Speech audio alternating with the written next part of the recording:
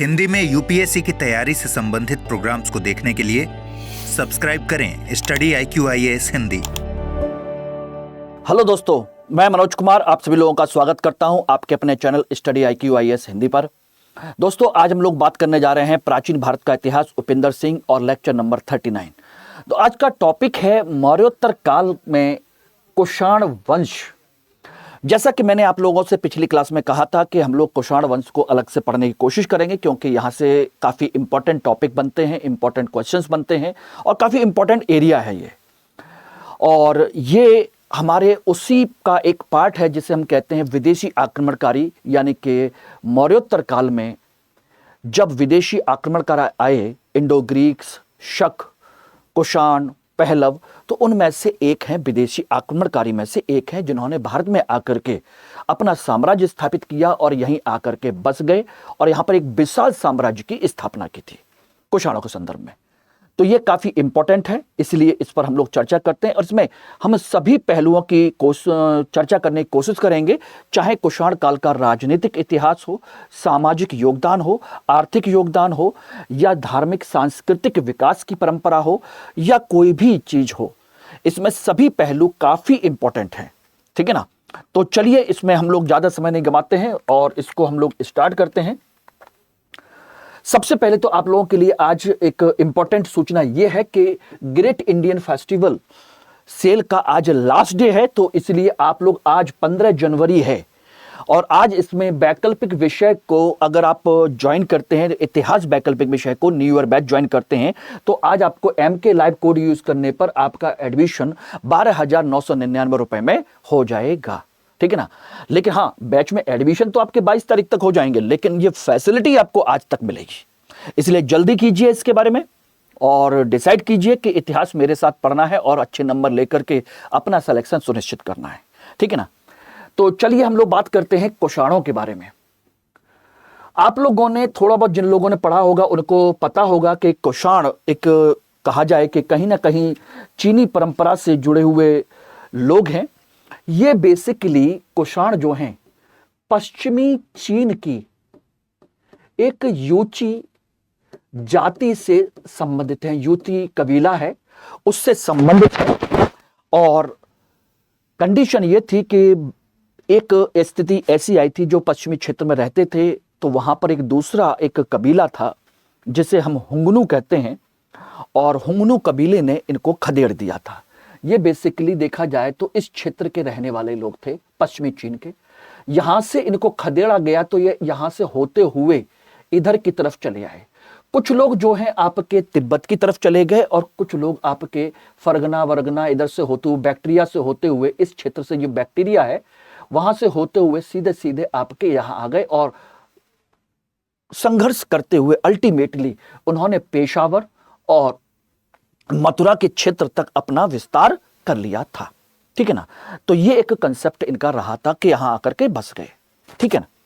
तो इसमें अब हम बात जानने की कोशिश करेंगे कि आखिर इसके संदर्भ में क्या क्या चीजें हैं। तो यूची जाति जो है ये पश्चिमी चीन में रहती है, और पश्चिमी चीन में रहने के संदर्भ में एक चीज और जानिएगा कि इसके कुषाण वंश के इतिहास के संदर्भ में इसके स्रोत क्या हैं, क्योंकि स्रोतों से कभी कभी एक इंपॉर्टेंट क्वेश्चन पूछा जा सकता है, क्या स्रोत है। तो एक स्रोत तो है चीनी ग्रंथ है, चीनी ग्रंथ। और चीनी ग्रंथ में जो जानकारी दे रखी है वो हान वंश का इतिहास है। चीनी ग्रंथ हान वंश का इतिहास, उसमें इसके संदर्भ में जानकारी दे रखी है, नंबर एक। दूसरे हैं आपके भारतीय ग्रंथ, जिनमें इसके बारे में जानकारी दे रखी है। भारतीय ग्रंथ में आपके दो सबसे महत्वपूर्ण है, एक है नागार्जुन। नागार्जुन की माध्यमिक सूत्र किताब है, नागार्जुन की माध्यमिक सूत्र किताब, उसमें। और दूसरे अश्वघोष, एक दूसरे महान विद्वान थे बौद्ध धर्म के, अश्वघोष, उनकी जो किताब है बुद्ध चरित, उसमें भी दे रखा है इनके बारे में, ठीक है ना, ये ध्यान रखिएगा। तो ये दो विशेष स्रोत माने जाते हैं जो इस कुषाण वंश के बारे में हमको जानकारी देते हैं। बात आती है इसके क्रम को लेकर के। तो ध्यान रखिएगा दोस्तों, हम बात करें तो सबसे पहले देखिए यूची जाति है, यूची जाति है, और इस यूची जाति को आपके हुंगनू कबीले ने भगाया, यहां से मार करके इनको भगा दिया था। और आगे जाकर के यूची जाति जो है दो भागों में विभाजित हो गई, दो भागों में विभाजित हुई। एक जो भाग है वो आपका तिब्बत की तरफ चला गया और दूसरा आपके बैक्ट्रिया की तरफ, बैक्ट्रिया, और वहां से होते हुए भारत की तरफ चला आ गया, भारत की ओर आ गया। और जब ये भागे तो स्थिति एक चीज और ध्यान रखिएगा, आगे जाकर के ये जो हैं 5 वंश में विभाजित हो गए, 5 वंश में विभाजित हो गए। हो सकता है कि आप लोगों से ये पूछ लिया जाए कि वो 5 वंश कौन कौन से हैं। तो देखिए, क्योंकि चीनी लैंग्वेज है, चीनी भाषा है, तो उसी तरीके से आपको ध्यान में रखना चाहिए। पहला जो वंश है जिसे हम कहते हैं कुइसांग, कुइसांग, ये रहे, यही आपके आगे जाकर के बने कुषाण, जिन्हें हम कुषाण कहते हैं। बेसिकली उनका नाम क्या है? कुइसांग। दूसरे हैं आपके हुईमी,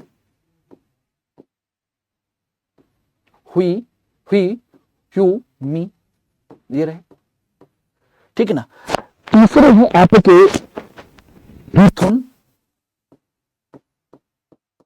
हीथुंग। चौथे की हम बात करें तो चौथा जो नाम है वो है फाउचू, काउचू। और 5वां जो नाम है वो बड़ा थोड़ा सा चोंगमी, अजीब सा नाम है, चोंगमी। ये रहे आपके 5 वंश। याद करना है, कर लीजिए, लेकिन इनका जो असली नाम है कुषाणों का वो इसी 5 कबीले में से एक कुइसांग से संबंधित हैं, ठीक है ना। ये ध्यान रखिएगा, ये सारी चीजें यहां पर हुई थी। अब इसमें एक चीज और आपको ध्यान रखनी है जो मैं आपको बता देता हूं, ध्यान रखिएगा कि ये हो गए आपके, सारी चीजें हो गई। भाग करके भारत की तरफ जब आए तो फिर यहां पर क्या हुआ उसको हम लोग यहां देखने की कोशिश करते हैं। भारत की तरफ जब आए तो भारत के क्षेत्र में कब्जा किया और कब्जा करके इन्होंने 2 राजधानी बनाई। वो अलग बात है कि किसने बनाई किसने नहीं बनाई, वो बाद में चर्चा करूंगा। इनकी 2 राजधानी हमको जानकारी मिलती है, एक है पुरुषपुर जिसे हम कहते हैं पेशावर, और दूसरी आपकी राजधानी बनाई थी मथुरा, क्योंकि ये मथुरा उत्तर प्रदेश तक फैल गया, ठीक है ना, ध्यान रखिएगा। अब बात आती है कि यहां पर सबसे पहले आने वाला व्यक्ति कौन था। तो ध्यान रखिएगा 3 महत्वपूर्ण शासक हैं। पहला जो है वो है कुजुला कडफिसस,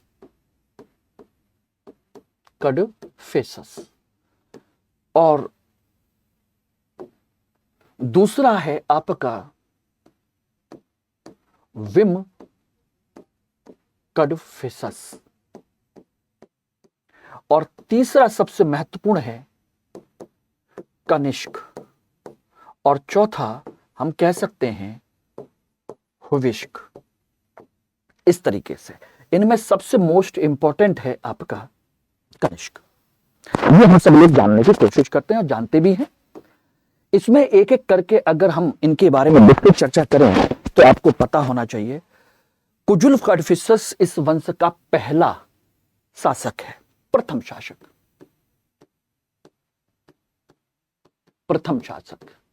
पहला पॉइंट। और क्रम से याद कर लीजिएगा इसको, ठीक है। इसने आकर के भारत के क्षेत्र में तांबे के सिक्के चलाए, तांबे के सिक्के इसने चलाए थे, और इन पर इसकी जो कहा जाए कि उपाधि हैं, वो कई सारी उपाधि मिलती है तांबे के सिक्के। इनमें आपकी जो एक उपाधि है वो मिलती है युवांग, राजाधिराज और सत्यधर्म। 3 उपाधियां हैं, युवांग, राजाधिराज और सत्यधर्म। ये इसकी उपाधियां हमको दिखाई देती हैं, और इनमें इंपॉर्टेंट है कि सत्यधर्म नाम की उपाधि किस शासक ने ली थी, ये ध्यान रखिएगा। इसमें एक चीज और भी आती है कि इसके सिक्कों पर हमें हर्मियस की जानकारी भी मिलती है। हर्मियस राजा का नाम मिलता है, इससे यह पता चलता है कि शायद पहले, इससे पता चलता है कि यह पहले इसका सामंत था, बाद में ये स्वतंत्र शासक बन गए। ठीक है ना, एवरीबॉडी क्लियर है? तो आराम से सारी चीजों को एक एक करके समझने की कोशिश कीजिएगा, ठीक है। दूसरा है आपका दूसरा शासक, जिसे हम कहते हैं विम कटफिसस। कटफिसस सेकंड भी कहते हैं, विम कटफिसस भी कहते हैं, ठीक है। इसने अपने क्षेत्र में तिएनचू क्षेत्र को विजय किया, क्षेत्र जीता। बोले कि तिएनचू कौन है? बोले कि ये तिएनचू कुछ भी नहीं है बल्कि सिंध का क्षेत्र है, यानी कि सिंध के क्षेत्र को जीत करके अपने साम्राज्य में मिला लिया और वहां पर इसने अपना साम्राज्य स्थापित करने की कोशिश की, ठीक है ना। और इसे, इस वंश का ध्यान रखिएगा, वास्तविक संस्थापक भी कहते हैं, वास्तविक संस्थापक। इसके बारे में बहुत कुछ जानकारी तो नहीं मिलती है, बहुत कुछ हमें जानकारी तो नहीं मिलती है, लेकिन इतना जरूर है कि कुछ ऐसी जानकारियां मिलती है जिससे पता चलता है कि ये काफी महत्वपूर्ण शासक था। ओके, इसमें देखेंगे तो इसने 2 चीजें की थी। इसने 2 प्रकार के सिक्के चलाए, के सिक्कों की जानकारी मिलती है, एक सोने के और दूसरे तांबे के। सोने के और तांबे के इसने सिक्के चलाए, और इन दोनों सिक्कों पर आपकी यूनानी और खरोष्टी लिपि की जानकारी है। खरोष्टी लिपि में है, इस पर चिन्ह बने हुए हैं, ठीक है ना। सोने और तांबे के यूनानी और खरोष्टी लिपि में है, और इन लिपियों पर जो आपकी उपाधि है, नाम है, उन पर चिन्ह है, वो कई सारी चीजें मिलती हैं, ठीक है ना। इनमें आपको मिलती है सर्वलोकेश्वर, सर्वलोकेश्वर की जानकारी मिलती है। सर्वलोकेश्वर की उपाधि इसने ली, लोकेश्वर। दूसरी उपाधि मिलती है इसकी महेश्वर, इस पर नाम लिखा हुआ मिला है महेश्वर। ये ऐसे नाम इसने लिए हैं, और इन्हीं सिक्कों पर आपके जो चिन्ह मिले हैं, चिन्ह मिले हैं शिव के, नंदी के और त्रिशूल के। इससे पता चलता है कि यह शैव धर्म का समर्थक था, शैव धर्म को मानता था, ये ध्यान रखिएगा, ठीक है ना। तो ये 2 इंपॉर्टेंट चीजें इसके संदर्भ में हमको मिलती हैं। इसने काफी लंबे समय तक साम्राज्य अपना चलाया, सारी चीजें की, लेकिन अब जो सबसे महत्वपूर्ण शासक है वो है आपका कनिष्क। दोस्तों, कनिष्क जो है आपके कुषाण वंश का सबसे महान शासक माना जाता है, और कनिष्क जो है महान शासक, इतना महान शासक माना जाता है कि इसने अपने समय में अपने राजनीतिक, आर्थिक, सांस्कृतिक, धार्मिक, साहित्यिक हर क्षेत्र में इतनी उपलब्धियां हासिल की हैं कि हम इसे महान शासकों की श्रेणी में शामिल करते हैं, महान शासकों की श्रेणी में। दोस्तों देखिए, कनिष्क का जो शासनकाल है वो 78 एडी से माना जाता है, ईसवी से। और इसी समय माना जाता है कि इसने शक संवत की शुरुआत की थी, संवत शुरू की, जो आज तक चल रही है, आज भी इसको माना जाता है। ठीक है, यानी कि यह महान शासकों में से एक है। कुजुल कड़फिशस और बिंब कड़फिशस के बाद ये महान शासक बना और इसने अपने साम्राज्य का विस्तार किया और सारी चीजें की। तो इसकी जो गतिविधियां हैं, हम उसको अलग अलग संदर्भ में देखने की कोशिश करते हैं, गतिविधियां, और इसको लेकर के हम सबसे पहले इसकी राजनीतिक गतिविधियों की चर्चा करते हैं कि भाई राजनीतिक स्तर पर इसने क्या क्या किया है, कैसे कैसे किया है, क्या क्या हुआ। तो राजनीतिक स्तर पर इसने अपने समय का सबसे बड़ा साम्राज्य स्थापित किया।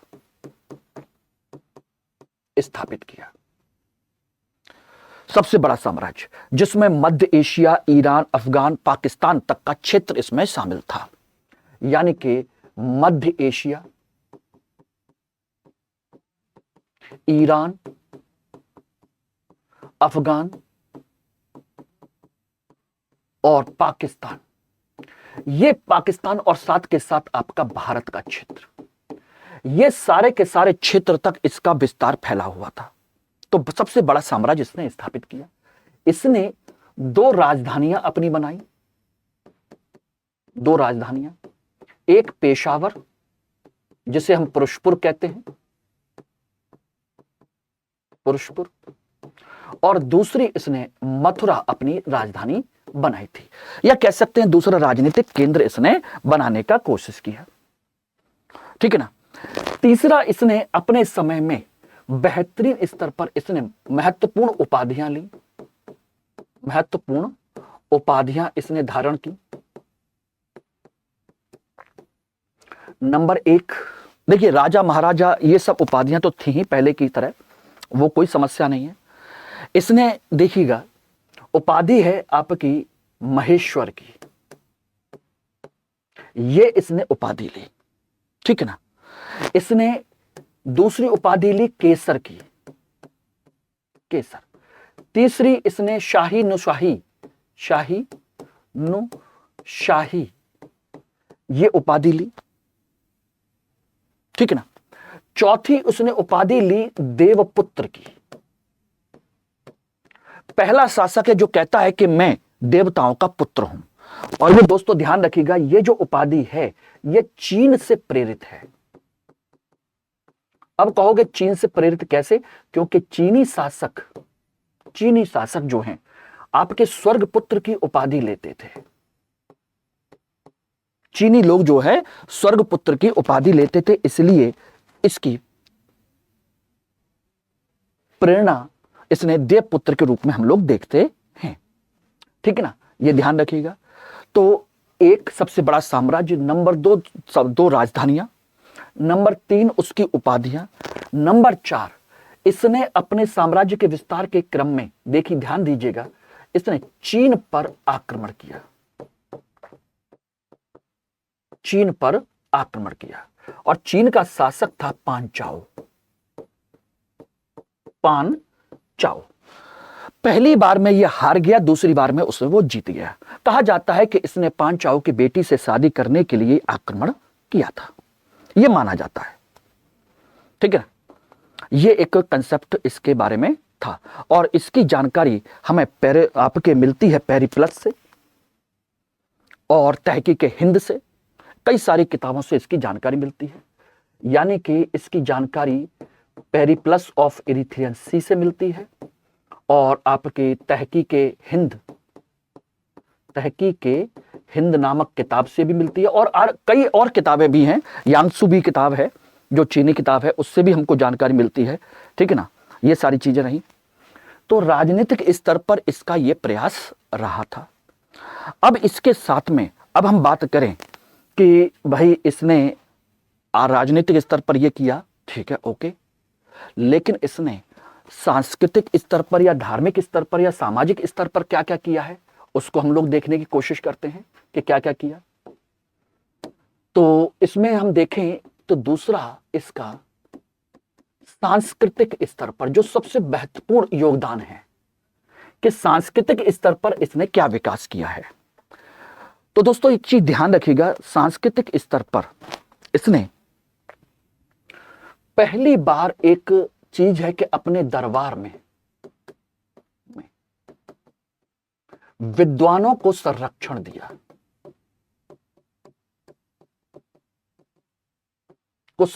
दिया, जिनमें देखेंगे तो आपके अश्वघोष हैं, आपके नागार्जुन हैं, आपके वसुमित्र हैं, आपके पार्श्व हैं, आपके चरक हैं, ये आयुर्वेदाचार्य हैं,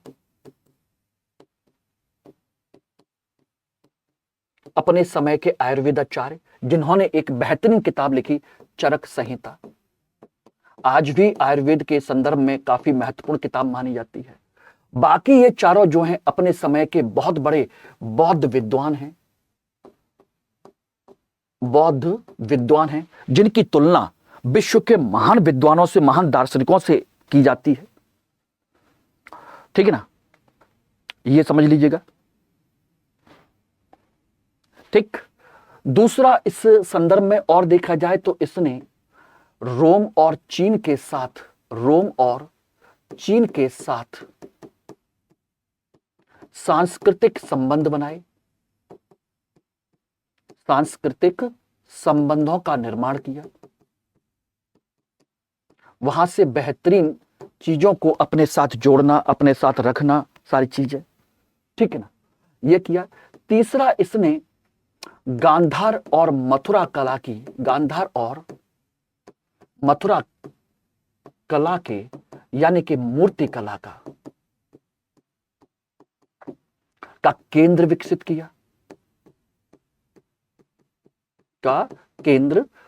किया, सुनिए, गांधार और मथुरा कला का केंद्र विकसित किया, जिसमें आपकी सबसे बेहतरीन बौद्ध धर्म से संबंधित मूर्तियां हैं।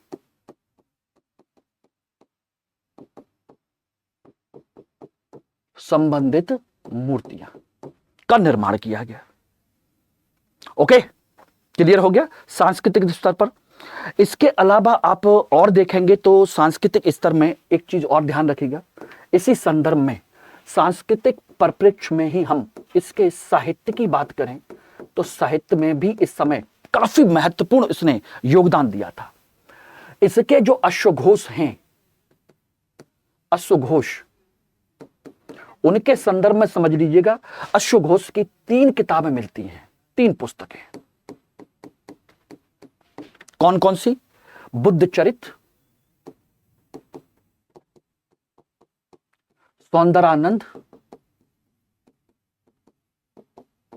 सौंदरानंद बुद्ध चरित्र, सौंदरानंद, और कौन सी है बता सकते हैं? नहीं एवरीवन याद तो होगा आप लोगों को, क्यों भाई?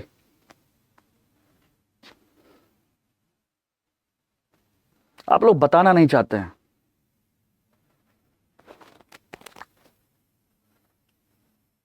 नहीं याद आ रहा है? सबसे महत्वपूर्ण आपकी सारी पुत्र प्रकरण, ये रही। और अश्वघोष को इस समय एक चीज ध्यान रखिएगा, बड़ा अच्छा सा इनको सम्मान दिया गया था, सारी चीजें की गई थी, और इनकी तुलना मिल्टन, कांट, वोल्टेयर से की जाती है। इनकी तुलना किससे की जाती है? जॉन मिल्टन, कांट और वोल्टेयर जैसे विद्वानों से तुलना की जाती है। दूसरे हैं नागार्जुन। ये भी बहुत बड़े विद्वान हैं। इन्होंने एक किताब लिखी, किताबें इनकी बहुत सारी हैं, माध्यमिक कारिका,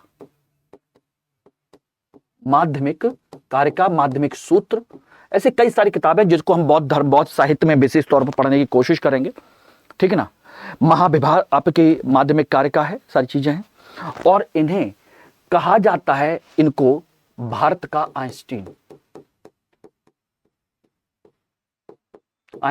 कहा जाता है। क्योंकि नागार्जुन ने ही आपके सापेक्षता का सिद्धांत दिया था। किसका? सापेक्षता का सिद्धांत दिया था। दूसरा, इन्हीं को एक नाम और भी कहा जाता है, भारत का मार्टिन लूथर भी कहा जाता है, मार्टिन लूथर भी कहते हैं। ये सब आपसे क्वेश्चन पूछे जा सकते हैं। वसुमित्र हैं, इन्होंने भी बेहतरीन किताब लिखी, वसुमित्र। और वसुमित्र की जो किताब है वो है आपकी महाविभास सूत्र, महाविभास सूत्र वसुमित्र की किताब है। पार्श्व हैं, पार्श्व इन सबके गुरु के तौर पर थे, इसलिए दरबार में ये लोग रहते भी थे और ये सारी चीजें। चरक की ये किताब है ही चरक संहिता। तो काफी महत्वपूर्ण साहित्यिक गतिविधियां भी इस पीरियड में की गई थी, ठीक है ना, जो आपके कुषाण ने अपने दरबार में रह करके इनको करवाया था। इसके अलावा अब हम बात करें सांस्कृतिक दृष्टिकोण के बाद में, इसमें एक चीज और भी ध्यान रखिएगा, वो ये है कि इसने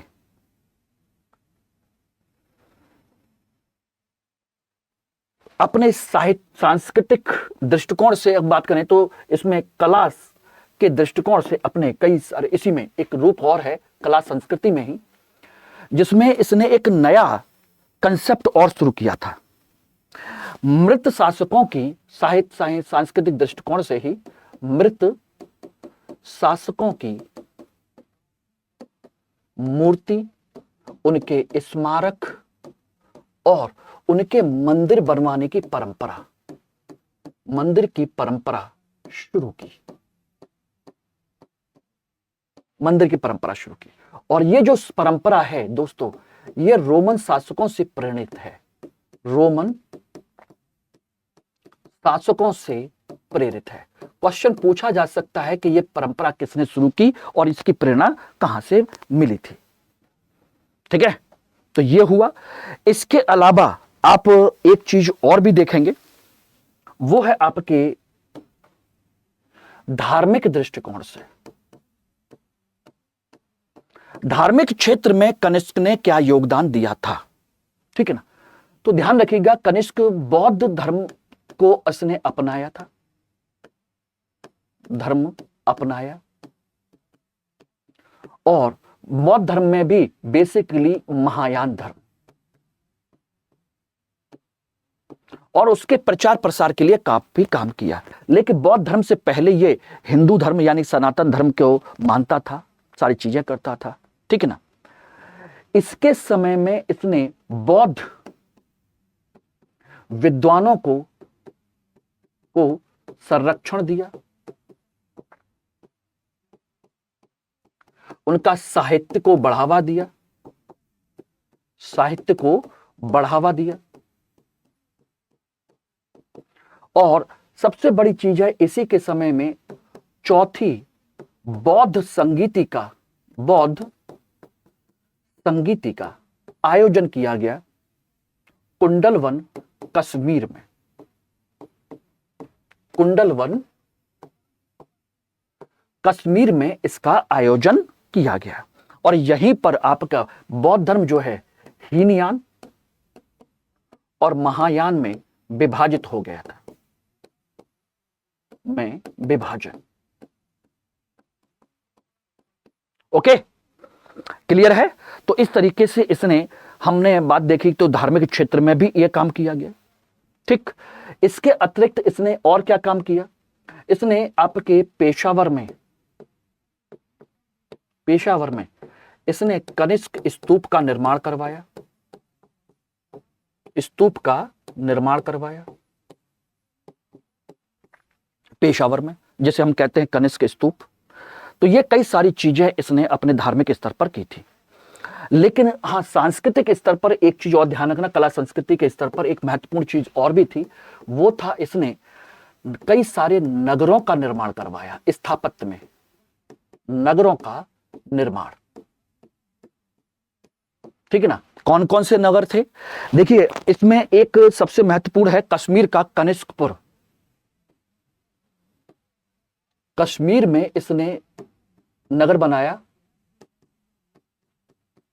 कनिष्कपुर, ये इसने एक शहर का निर्माण किया था, ठीक है ना। और इसने तक्षशिला के क्षेत्र में एक बनाया था सिरकप, सिरकप तक्षशिला के क्षेत्र में। ये दो इसने नगरों का निर्माण किया था। ये रहा, तो क्लियर है। तो सांस्कृतिक दृष्टिकोण से, आपके धार्मिक दृष्टिकोण से इसने क्या क्या काम किया था, उम्मीद करता हूं कि ये सारी चीजें आपको क्लियर हो गई होंगी, ठीक है ना। अब बात आती है कि इसके एक चीज और भी है, एक बेहतरीन ग्रंथ है जिसके बारे में थोड़ी जानकारी मिलती है, और वो है आपका श्री धर्म निधान सूत्र। एक बौद्ध साहित्य है, श्री धर्म निदान सूत्र। ये एक जानकारी इसके संदर्भ में और मिलती है, एक ग्रंथ है, और इसमें बताया गया है कि इसने हो आंचू क्षेत्र को हरा दिया था। इसमें बताया गया है कि इसने हो आंचू क्षेत्र को जीता। हो आंचू क्षेत्र क्या है? बेसिकली पाटलिपुत्र को कहा गया है। पाटलिपुत्र को जीता, और वहां से उसने 3 चीजें मांगी थी। बोले कि मुझे 3 चीजें चाहिए। बोले कौन कौन सी? एक, बोले कि सबसे पहले तो मुझे चाहिए आपके यहां का सबसे बेहतरीन विद्वान अश्वघोष। तो इसको वहां से अश्वघोष प्राप्त हुए थे। बोले कि ये तो एक चाहिए। दूसरा, बुद्ध का भिक्षा पात्र चाहिए। बुद्ध का भिक्षा पात्र चाहिए, जिसमें महात्मा बुद्ध जो हैं, भगवान बुद्ध भिक्षा का उपयोग किया करते थे, ठीक है ना। और तीसरा चाहिए, एक तीसरा अनोखा कुक्कुट। अनोखा कुक्कुट, कुक्कुट एक विशेष प्रकार का मुर्गा था जो इनको चाहिए था, और ये वहां से उन्होंने लिया था। ओके एवरीवन, क्लियर है? सारी चीजें हो गई। अब इसमें सबसे बड़ा एक योगदान और भी है, वो है कनिष्क का ही। इसमें एक योगदान और ध्यान रखिएगा, वो है इसका आर्थिक योगदान। आर्थिक योगदान। और ये जो मूर्ति देख रहे हो, ये कनिष्क की मूर्ति है जो मथुरा से प्राप्त हुई थी। सर कटी हुई मूर्ति है कनिष्क की, कनिष्क की मथुरा से प्राप्त मूर्ति, मथुरा से प्राप्त मूर्ति है, ठीक है ना। आर्थिक क्षेत्र में इसका योगदान क्या है? आर्थिक क्षेत्र में इसने, ध्यान रखिएगा, सबसे ज्यादा अर्थव्यवस्था को मजबूत किया, मजबूत किया।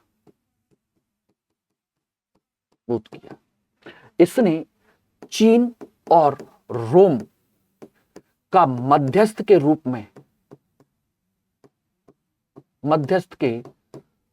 में विकास किया। चीन से सामान लेना और रोम तक उसको बेचना अपना बना करके, यानी कि रेशम मार्ग का विकास किया।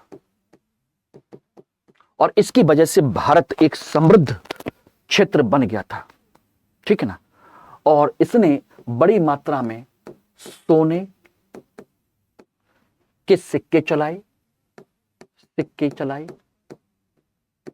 और ध्यान रखिएगा, सर्वाधिक शुद्ध सोने के सिक्के हैं। सर्वाधिक शुद्ध सोने के इसने सिक्के चलाए हैं, ध्यान रखना, ठीक है ना। और दूसरा, इसने तांबे के सिक्के चलाए, तांबे के, और वो भी सर्वाधिक चलाए हैं, सर्वाधिक मात्रा में। और इसके सिक्कों पर आपके वही खरोष्टी, यूनानी, भारतीय, ये सारी लिपियां इसमें मौजूद हैं।